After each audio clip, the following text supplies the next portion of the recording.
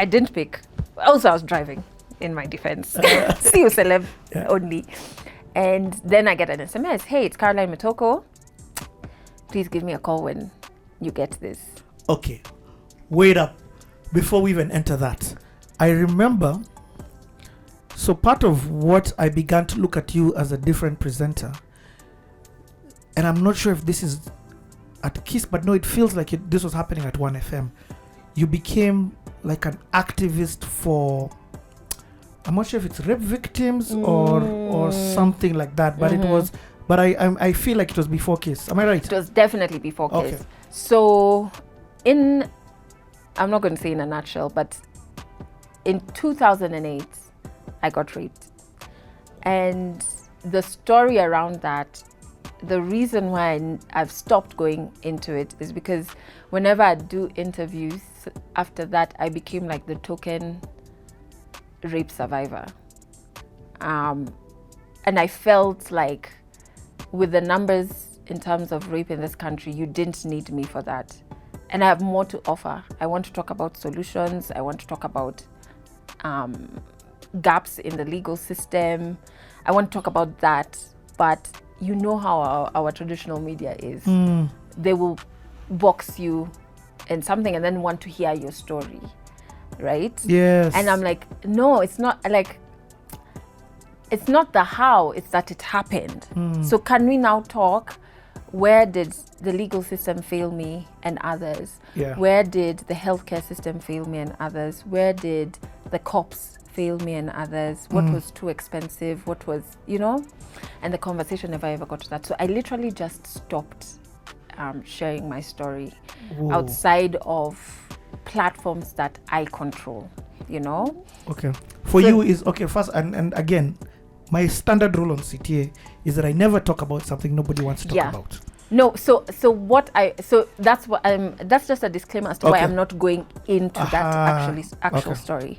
But because it happened during open mic, one of the themes one time was rape awareness. I think that's what we were calling at the time. We didn't have terms like sexual violence and all of that. And people did monologues, blah, blah, blah, of stories, but they didn't know one of those stories they were doing was mine. So people like Nick Deda, I think Wendy Kimani also did a monologue, if I'm not wrong. I think Marcus Olang either hosted or did a monologue, different people. And then I was so angry because I was like, yeah, this happened to me. And this country is just moving like we're not on gear free here. Like that this is a big issue. So sometime around open mic and around campus, I started the No Means No campaign. Yes, that's So now that one, I wanted to create awareness or just have basically all I wanted was just talk about it, just have the conversation, stop acting like it's not happening. So then I got my friends from open mic circles. So there's a girl, she now does like music videos, Jenny. I think she did Kina Mudhoni Drama Queens Kama Kawaida. Skinny Filmmaker is her tag. Jenny did the photography, I believe. Another friend of mine, Sunny Dolat, who's doing amazing stuff in fashion. He came to help with that project as well. A guy called Jonah Ochako, he was doing our sound for open mic at Nairobi International School. They also came.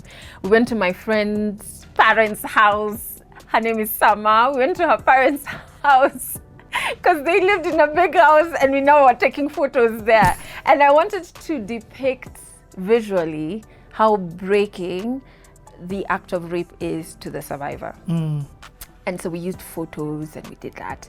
And then now I was like, we're going to use Facebook to create awareness. So we created a page. And then now to just spark the conversation. Me now in my head, I didn't realize Facebook is a cross-border. I think I knew, but I didn't know. Yeah, cross-border platform. Yes. Yeah. So I'd forgotten because of Westwood International School. I have friends who are in Botswana. I have friends who were in Botswana with me who are now in the States. Some are in the UK, some are in South Africa, some are in whatever. And so now the conversation on that platform becomes less of Westlands is like this, to us guys in the UK in clubs, we normally have posters like this in the bathroom, or we have code words where if you feel uncomfortable as a woman with a guy, you say this code word to the waiter and he calls the cops. As we're doing this. You know what I mean? What? And I'm like, why are guys from UK giving me this feedback? Yeah, I'm like, who invited them? How do you know this group exists? Yeah. But it's the internet and it's how it works. And so that kind of like picked momentum and started going. So I realized now in all the platforms I was in, be it my radio show or doors that opened because of my radio show, I would openly tell my story, one, and then I would openly kind of like just communicate my anger that you guys are not talking about this issue that's happening, you know? And with time, then I became known for speaking about that. Yes. And so I'd use social media platforms. Yep. See, when I remembered it. Yeah, exactly. Yeah, like it was, you were very vocal about it. Yeah. Also very angry about it. I was very angry on the social media platform. Yeah, so it came out like that, and I understand why. Yeah. I was very angry. When I created No Means No, oh, that was purely born out of anger. 100%. Yeah. And it's morphed. I mean, there are people who still talk about No Means No to me today, even though it's morphed and grown into like more structured under my initiative. But also, you still continue it under your initiative, and we'll get there. But now it's a program of its own. Okay. But it's not called No Means No. I get. Okay. Yeah. Okay. So that definitely started before Kiss FM.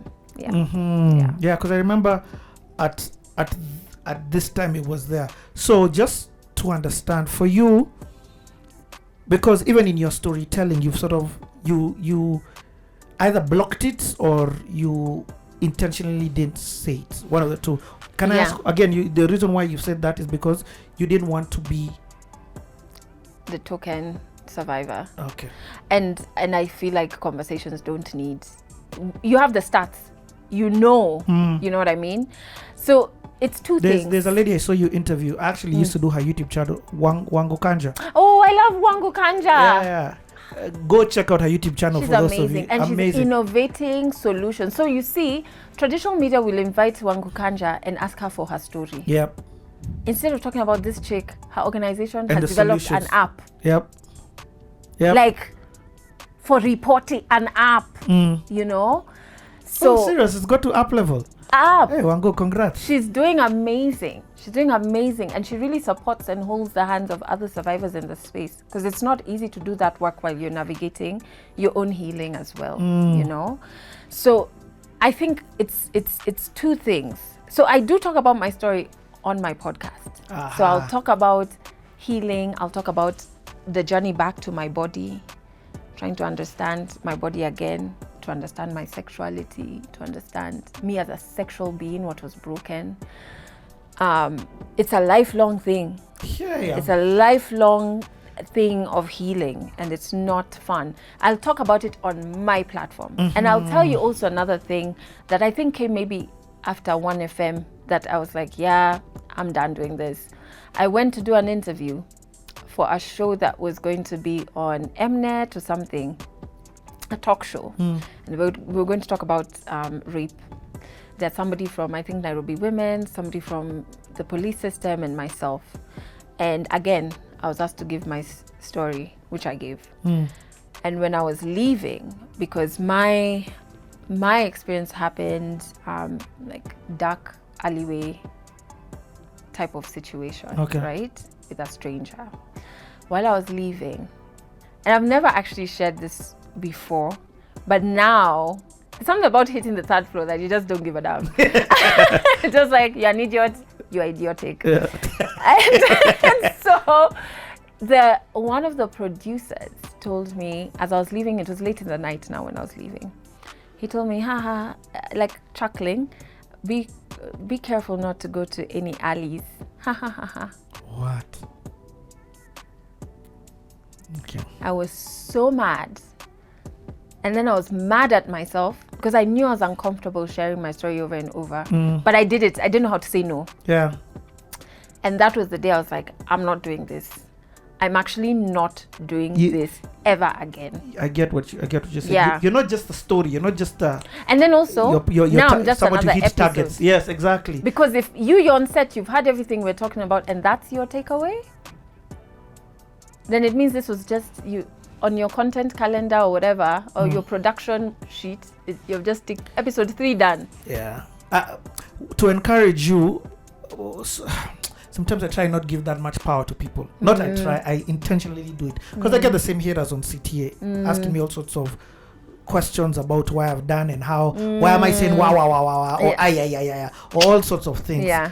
But I always think about like if the only reason why I sat down with Adelle today was for somebody to know that she had been raped, and in the process of that she is still the person that she is today. If that's all one person gets out of CTA, it makes all this worth it. I won't give power to the 700 negative people who are just like let her tell her story. Where ukuambia story, that's none of your And also it's out there. I did it for so long, and I just that was one of the last. And the next time I was approached for an interview around all of these things, I said no. The journalist, to tell you just how much unprofessionalism there is in this industry, Googled my story and copy-pasted. After I expressly in writing said I didn't want my story to be part of the article. I wanted it to be more of the solution. Yeah. And I'm seeing it even with, I watched just like maybe 2-3 days ago, I watched a news piece on an otherwise abled person, all right, who can't see. And the story was on that. And it was a 20-minute long story. The news piece was on her story. Never once did they talk about the gaps in infrastructure in this country that mean that if you are unable to see, what does that mean for you work-wise? What does that mean for you accessing public services, accessing even a matatu? Yeah. What does it mean for somebody on a wheelchair? Can they access buildings? No, they can't. Not all buildings. Okay, that's strange. How comes? Kwani, the person who oversees how buildings are made, why are they not making it accessible? How do we make sure that, certain schools that are meant to serve this community are accessible cost-wise, location-wise, all of these things, Why are they cartel? So I was watching this and I was like, this is this thing I was saying about rape, but in a totally different context. Yeah. Because now all you're focused on is a token story. You've done no impact with your news piece. Man, Adelle, I can have a 7-hour conversation about this. It's one of the reasons why I struggle to get women to come to CTA. Because they're like, so first of all, they were like, I don't trust you, Richie. Because of my history when I went to do this and this and these other interviews. Now it's changed. Now it's like, I trust you, but if I come to your platform and I'm vulnerable, which your platform demands, and by demand I don't say I force it out of people. It just natural, like what's happened with you. But they're like, from my openness, people are not picking up this other parts of my story. They're looking for the udaku to make as a blog headline. So nobody here, and so boring, just so that they can get views, likes. They're not understanding that take the good and the bad and let's use it for impact and to change policies, to drive a different agenda. And stop being lazy. It's actually just stop being lazy. Somebody can, let me give an example. Let me say this. I challenge a blog to write about the power of swimming in this country. And here's proof. She's talked about how at 9 years old she went to nationals. That's a whole story on their own that they can take and write a completely new, never written before narrative. And to preempt some of the blowback for that, they'll say, oh no, but when we do stories like that, they don't get the but when we do stories on Udaku, they get a lot. If you feed people milk all the time, all they'll ever ask for is milk. Yeah. They won't know there's water. They won't know there's this other thing. Yep. It's the same thing we're saying about like play Kenyan music. And the blowback from media houses about, oh no, but the people are asking for who's Trey songs or and so but that's because you only play them Trey songs. Dude, I can't even, and it's a whole other city of how I came up with cleaning the airwaves. Exactly. And it's out of research. I went to media houses to understand, why do you play what you play, who determines it, this, that, the other. I did search across this country. I went to media houses. It needs radical. You have to be radical to start on your own and just be like, I'll do what I have with what I that's why I love the fact that you're seated here, because you've done that with your podcast. And it works. Yeah. It works. Yep. We wouldn't still be doing it if it was not working. Exactly. And the person watching it right now is proof that it works. So that's why I stopped. Okay. Yeah. May this interview, and I know the power of City, may this interview be a way for people to still get healing just from seeing you still here. You get the fact that happened and you're still here. Yeah. You get surviving is when I'm like, you're thriving. Let's I have a friend who's like, we're not surviving. We're thriving. You're not surviving. Yeah. So amazing. Anyway, let's go to one of the most amazing human beings. That I know, Caroline Toko. Yes. She texts you. Sends me this text.